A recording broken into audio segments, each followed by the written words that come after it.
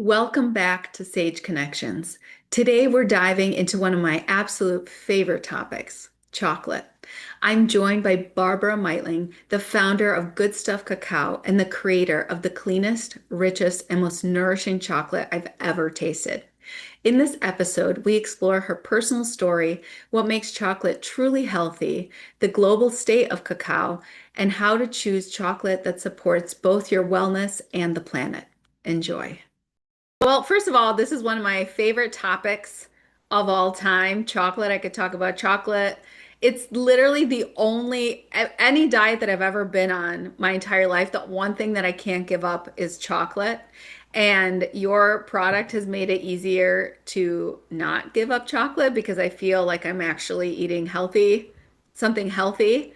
First of all, thank you so much for coming up with it and, selling it. But tell me a little bit about how you got started and what inspired you to create Good Stuff Cacao. Well, I love chocolate, but chocolate doesn't love me. Now, that not was not always the case. It was as I got older, and the I think I love just chocolate coated sugar. So I just love all things sugar, and as I got older, my health started going downhill and directly related to the caffeine in chocolate. And then I found out caffeine doesn't occur naturally in cacao, which is where all chocolate starts from, not at any significant level. There's a tiny little bit. There is a stimulant called theobromine, but we'll get into that later. But caffeine just messed me up bad in a lot of different ways. And so I was so sad I couldn't have it. But as I started to go down a healthier journey and learn they put it in because when they high heat process it, they lose the theobromine. And so people historically have always looked at cacao as a stimulant. And so, especially with the four bliss chemicals, all that, they, anyway, they put it back in, but use caffeine. And so I was just so sad. Well, then when I'm finding out, wait, they mess it up and then they try to put something fake in. And I really got angry. And so going down this healthy journey, I went to a conference that had a raw food chef.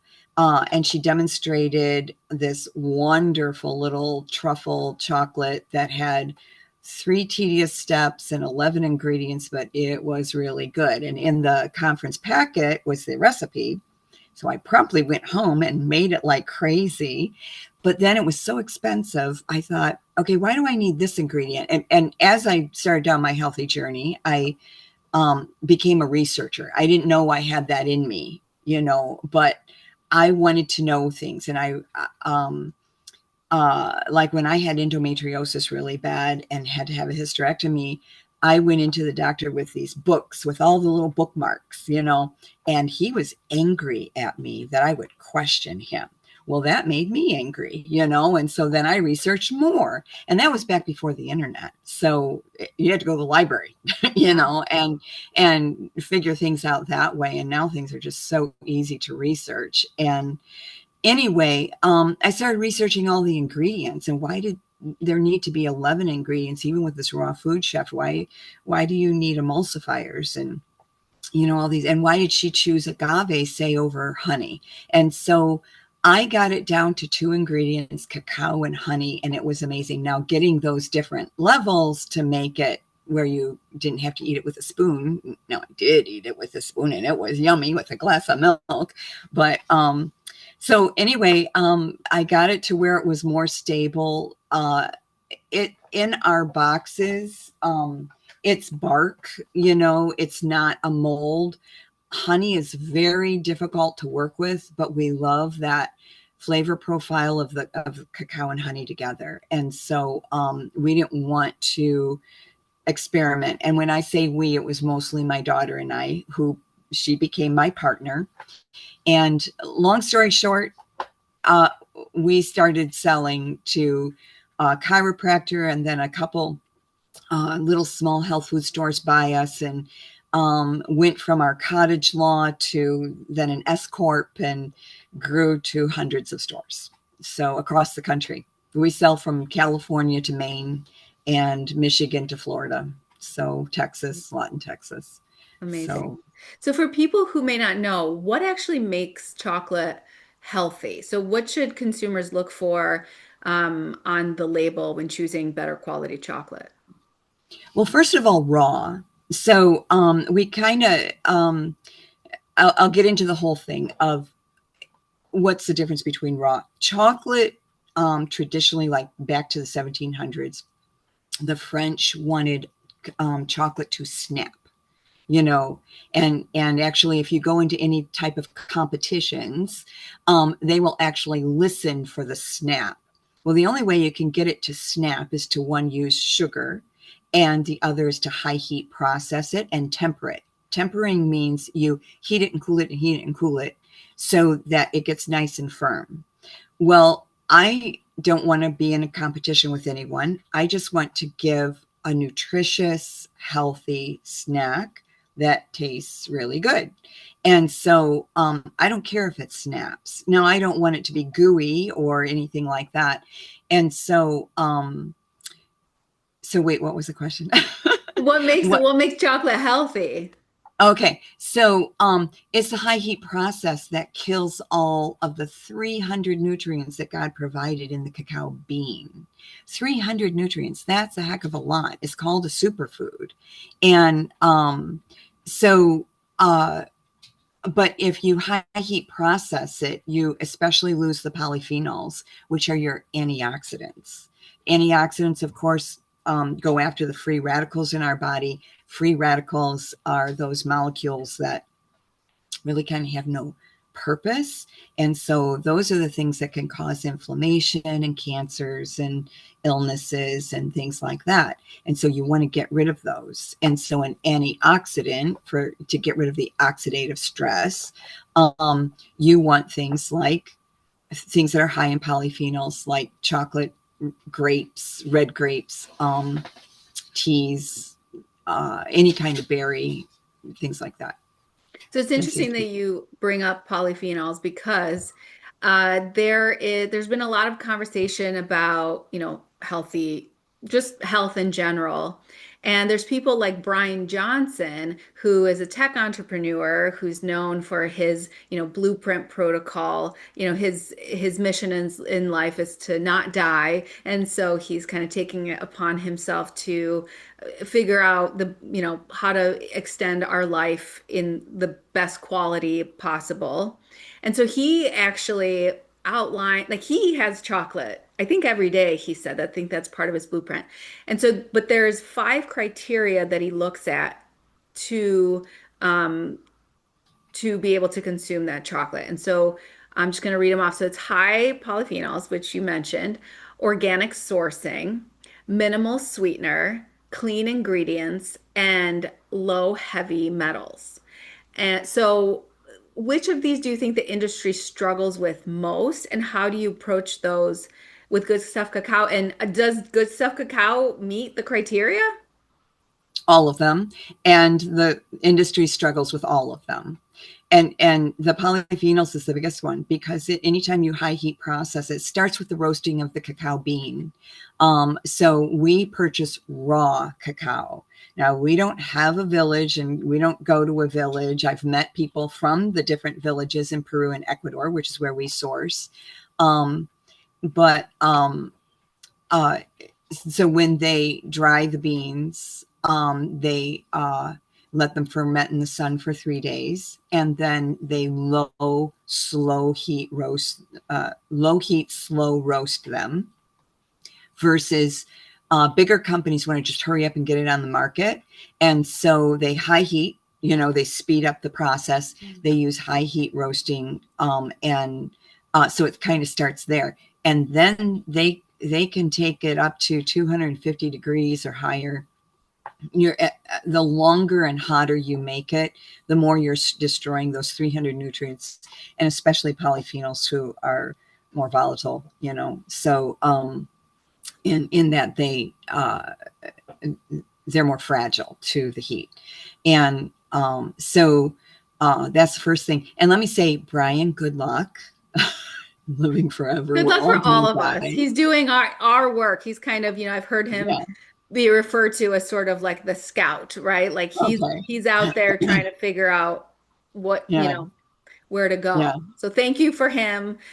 Thank you to him for, being in that on that frontier so that the rest of us Yeah. can benefit from his knowledge and experience. Sure. And I appreciate him saying the quality, because that's just it. We don't know if any of us are going to die in a car accident tomorrow, and so living the quality of life as much as we can, every minute that we can, is more it, uh, spending time with family and all that are important too, because actually stress can cause those free radicals as well that can cause inflammation and hurt us just as much as food and the poisons in our environment and all of that. But so it's quality of life, and so it's making better choices. Fast food, processed food is so easy, so cheap. One time I did a protest for Monsanto, and one of the signs they gave us to carry was, "Don't ask me why my food is so expensive. Ask yourself why your food is so cheap." Mm. When you think about everything that has to go into food, I mean, if anyone's ever grown a garden, you know, gardens aren't easy. And does it really make it cheaper to grow your own food? It can be pretty expensive to do the garden and maintain it, because your time is involved. Now, there's a lot involved with that you're digging in dirt, and that's probiotics, uh, you're connecting to the earth, so there's so many things that way. So quality of life is very important. But so back to good stuff and what we do. The biggest thing is we do not high heat process it. We keep it under that 118 degrees, which is the scientific number of where heat starts to destroy all nutrients, whether it's a tomato or cacao. And so we work to do that right from when we order ingredients to hand making it. Everything is hand measured, hand mixed, hand poured. We use no machines. So that keeps out also the heavy metals. Now, cacao is grown in volcanic areas, which can create heavy metals in the ground because it's bringing up those minerals from the earth. And so we have COAs that anybody can call and ask us and, or email us and say, hey, what are your numbers on your heavy metals? We are so low. Prop 65 is the California policy for your daily dose of, if you will, of what's safe to have for not only heavy metals, but other chemicals in your body and that type of thing. And we're so far below its trace, but not to say what are heavy metals. Iron, we need iron. What are those heavy metals they're talking about? And I just wonder, is it just a bunch of flim flam to get you to not want to eat dark chocolate, that they cause all these alarms, kind of like, don't eat an egg yolk, too much high cholesterol. Mm. Well, we've all learned that lesson, that you have to eat the egg yolk and the egg white together. And high cholesterol isn't bad. It's the plaque that is in your arteries. But I'm off the track again. So what Well, else? so So, you mentioned that you source your chocolate in Ecuador and Peru. Is there a difference between sourcing it from South America or in Central America? And I think the other largest source of chocolate is Africa, correct? and Indonesia, And it, Africa is majority slave labor. And not getting too political there, Hershey's in the Netherlands created a whole issue with Africa and not taking care of the trees and that type of thing. That they caused this price war that skyrocketed the price of all chocolate in 24, and we're still suffering those price increases that I'm sure everybody has seen. but so that's why we didn't want Africa. I'm being sent a note. This just in, probably. Oh, cacao doesn't grow in Africa naturally. Oh, I see. So Okay. it grows in more uh, volcanic areas, but Peru and Ecuador are your main areas, and Indonesia, and there's other regions. So does But that change the flavor profile at all? sure, all of it does. We have not seen a big difference that way. Indonesia, we won't buy it from Indonesia. Any shipment we've gotten from there, it's awful. Mm.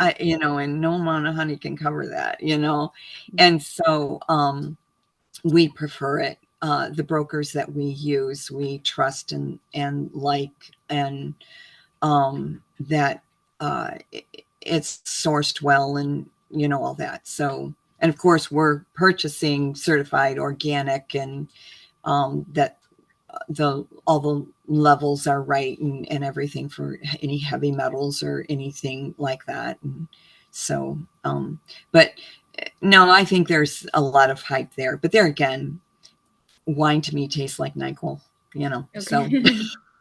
I don't see. And I have a representative that he used to be a wine and beer salesman, and he can tell you all about the different, he gets into a whole lot about flavor profiles and all of that stuff.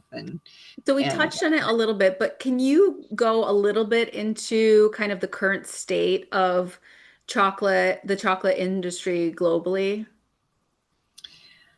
as far as the price and the price wars that are going on, Yep, yep, yeah. oh, okay. So there's no shortage of cacao. Mhm. That's not the reason for the price wars.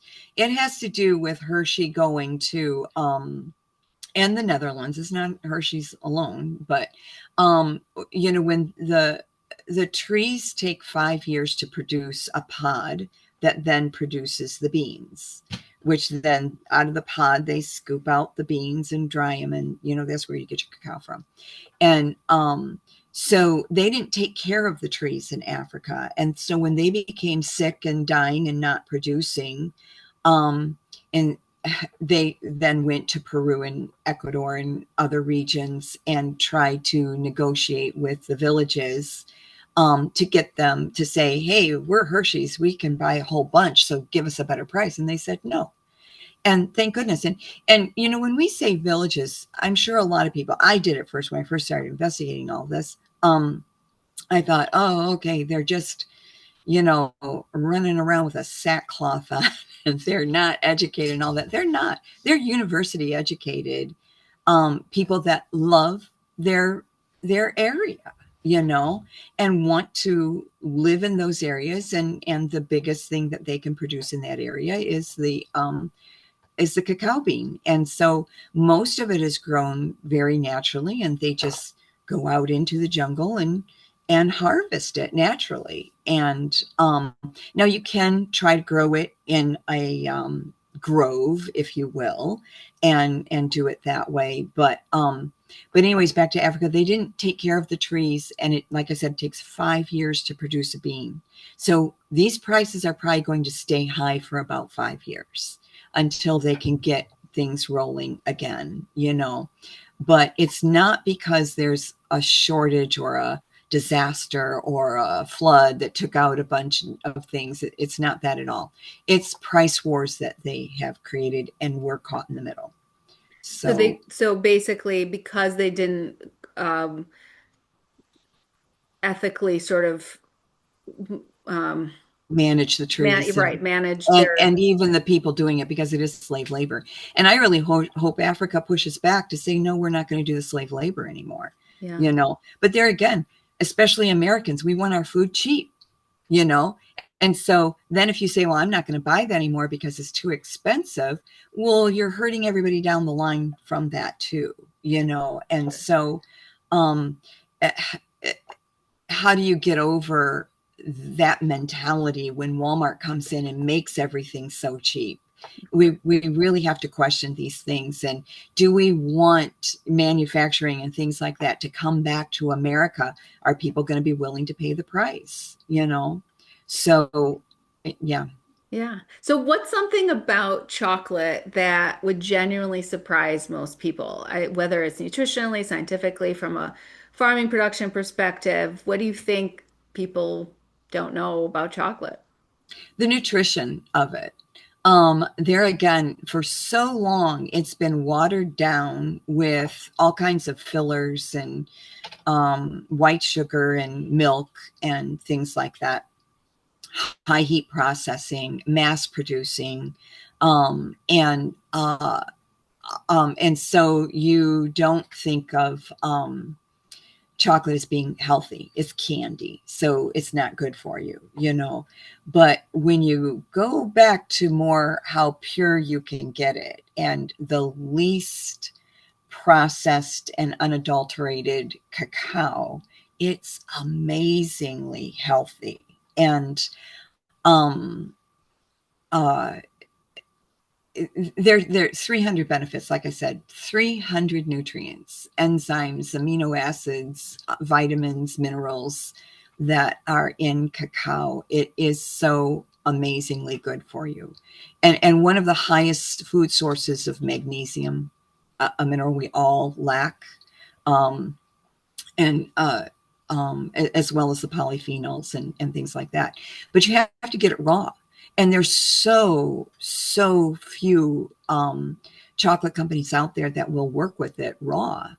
And then they have to keep it raw. But when you're mass producing it, how do you really keep a good temperature on it, you know? And, and then we use honey. Well, honey is extremely difficult to work with, very moody. And so we mix it all by hand. And so you can feel the honey, you know, in the cacao. And before we pour it out, and we have to act very quickly with it. And that's why it comes in the bark form, not a mold. And so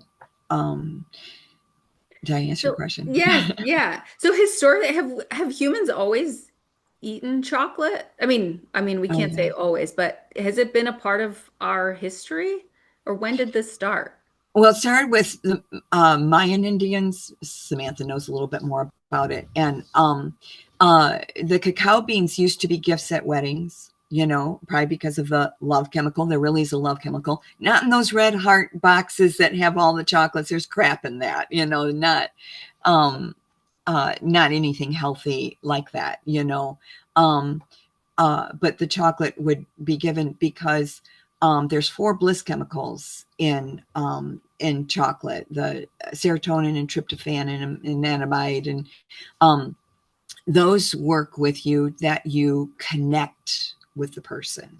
You know, so you feel good, you feel safe, you feel joy, you feel peace and contentment.